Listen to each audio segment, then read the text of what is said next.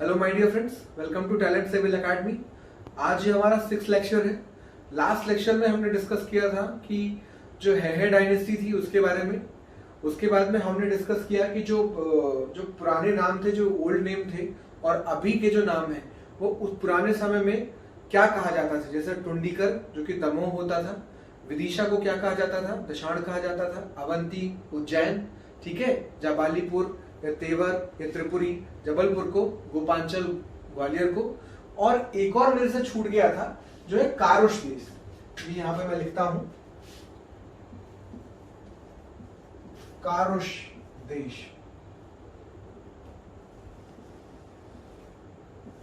इसे कई बार कुरुष देश भी लिखा मिलता है। कुरुष देश, तो ये कई बार कुरुष देश भी हमें लिखा मिलता है। तो कुरुष और कारुष, ये जो कारुष थे, जो हमारे जो मनु थे, जो सबसे पहले आए थे, मनु और शत्रुपा, तो जो वैवस्वत मनु थे, वैवस्वत मनु, तो जो वैवस्वत मनु थे, मैं आपको साथ में पुराणों की कथाओं को मैं साथ में इसलिए मैं रिलेट करता हूं क्योंकि इनका लेना देना नहीं है।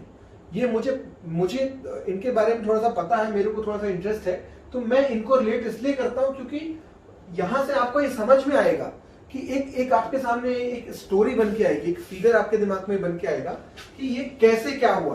तो जो कारुष देश है इसे कुरुष देश भी कहा जाता था, और जो वैवस्वत मनु थे उनके पुत्र का नाम था क्या, कारुष, ठीक है, कारुष। उनके पुत्र का नाम क्या था, सन।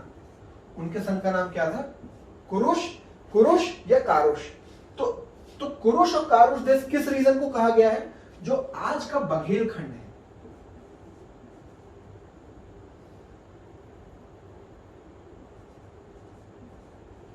बघेलखंड, जो आज का बघेलखंड है, जो रीवा वाला एरिया है, जो बघेलखंड मेनली अपन बात करें तो ये रीवा, फिर सीधी, फिर शहडोल, और कुछ रीजन ऐसा मंडला का लगता हुआ, अनूपपुर, और कुछ रीजन थोड़ा सा पार्ट जो है कटनी का छूटा हुआ, ये जो पूरा रीजन जो हो जाता है, सतना हो गया, ये पूरा बघेलखंड में आता है। तो बघेलखंड जो आज का रीजन है, इसे पहले किस नाम से जाना जाता था, कुरुष देश और कारुष देश। कारुष कौन थे, जो वैवस्वत मनु थे, उनके पुत्र का नाम क्या था, कारुष। तो आपको ये भी क्लियर हो गया, ठीक है, कि कारुष देश किसको कहा जाता था। आगे से जब मैं आप लोग को पढ़ाऊंगा और जब मैं इन नामों को लूंगा तो आपको ये क्लियर होना चाहिए, और ये आपके क्वेश्चंस एग्जाम के पॉइंट ऑफ व्यू से भी इंपॉर्टेंट हो जाता है कि आपसे पूछ सकता है कि कुरुष देश आज के किस स्थान को कहा जाता है, ठीक है। तो आपको ये पता होना चाहिए कि बघेलखंड को कहा जाता है। अच्छा, हम अब आते हैं महाजनपद काल में।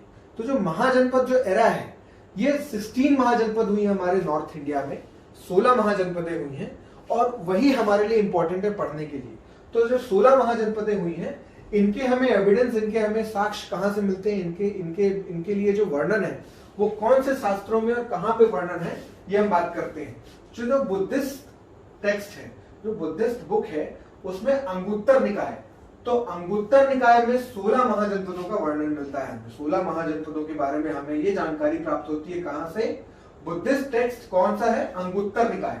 तो आपको ये याद रखना है कि बुद्धिस्ट टेक्स्ट जो है अंगुत्तर निकाय, यहां से अंगुत्तर निकाय से जानकारी हमें मिलती है किसके बारे में, 16 महाजनपदों के बारे में।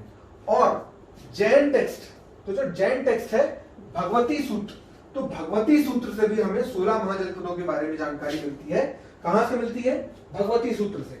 किसके बारे में, 16 महाजनपदों के बारे में, कि 16 महाजनपदें हमारे नॉर्थ इंडिया में उस समय हुई हैं। उनमें से हमारे जो ईस्टर्न रीजन था, उनमें से जो 2 महाजनपदें थी, वो एक अवंती और एक चेदी। एक अवंती, एक चेदी। अवंती जो आज का उज्जैन है, उज्जैन आप सब लोग जानते हैं, ये महाजनपद थी उस समय। और चेदी जो है, ये जो है मध्य प्रदेश का जो ईस्टर्न रीजन है, और एग्जैक्टली ईस्टर्न रीजन हम नहीं कहेंगे, लेकिन जो नॉर्थ ईस्टर्न रीजन है, तो ये उस रीजन में लाया करती थी चेदी महाजनपद। तो जो चेदी महाजनपद है, ये कहां पे लाया करती थी, नॉर्थ ईस्टर्न रीजन में। तो जैसे हम बात करें नॉर्थ ईस्टर्न रीजन में, तो नॉर्थ ईस्टर्न रीजन में जो आज का बुंदेलखंड है, तो हम बुंदेलखंड जो है, जो जैसे कि हम मध्य प्रदेश की बात करें तो मान लीजिए ये मैं मध्य प्रदेश बनाता हूं,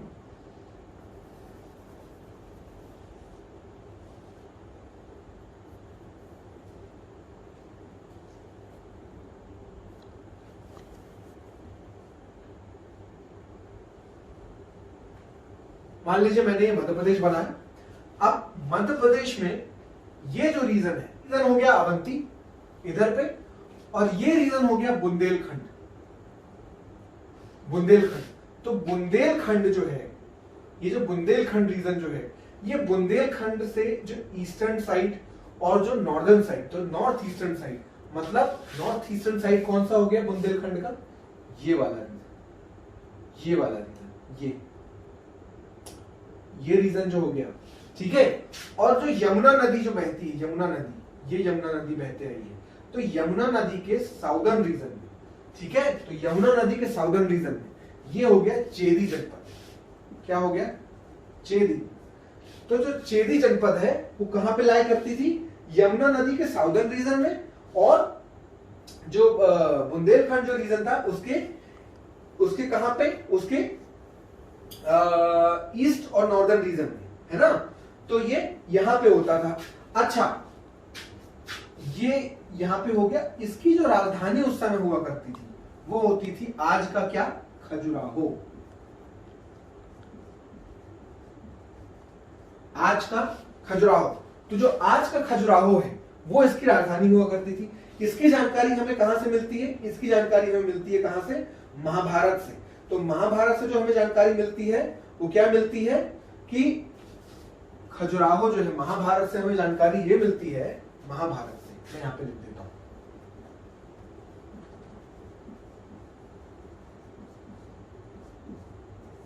महाभारत से। तो महाभारत से हमें ये जानकारी मिलती है, महाभारत जो एपिक है हमारा, उससे हमें ये मिलती है कि इस एरिया क्या कहा जाता था? इस एरिया कहा जाता था सुक्तिमती। सुक्तिमती। और जो जैनी टेक्स्ट है, जो जैन टेक्स्ट है, वो जैन टेक्स्ट जो है जातक कथा,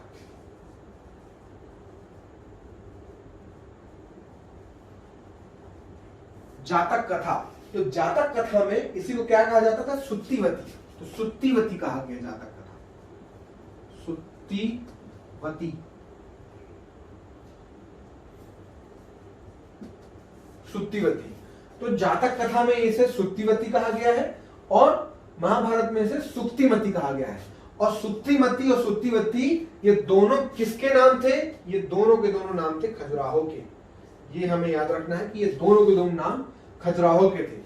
जो आज का हमारा खजुराहो रीजन है वो चेदी जनपद हुआ करता था, और जो आज का हमारा उज्जैन है वो अवंती जनपद हुआ करता था। ठीक है, तो ये हमें ये याद रखना है। हम बात कर रहे थे महाजनपद काल की। महाजनपद काल में 16 महाजनपदें हुई हमारे भारत में, वो भी हमारे नॉर्थ इंडिया में, जो हमारे लिए इंपॉर्टेंट है और जो हमेशा से हिस्ट्री में इंपॉर्टेंस जिनका रहा है। ठीक है, क्योंकि सबसे ज्यादा एक्टिव यही रहे हैं। तो इनमें से दो जो महाजनपद थी वो हमारे आज के प्रेजेंट मध्य प्रदेश में थी। उनमें से कौन कौन सी थी? अवंती महाजनपद, चेदी महाजनपद। अवंती महाजनपद जिसे उज्जैन आज का कहा जाता है, और चेदी महाजनपद जो है वो जो बुद्धिस्ट टेक्स्ट, जो जैनी टेक्स्ट है जातक कथा, उसमें उसको सुत्तिवती कहा गया है। और जो महाभारत हमारा जो एपिक है, ग्रंथ है जो हमारा, उसमें क्या गया है? सुक्तिमती, जो आज का खजुराहो रीजन है। ठीक है, तो चलिए आज के लिए इतना ही था। कल से फिर अपन लेक्चर स्टार्ट करते हैं, और इसको आप लोग जो है अपने बुक्स में नोट डाउन करें और इसको कंपाइल करें। और तब तक के लिए थैंक यू, सुरक्षित रहें और लाइक करें, सब्सक्राइब करें। Thank you.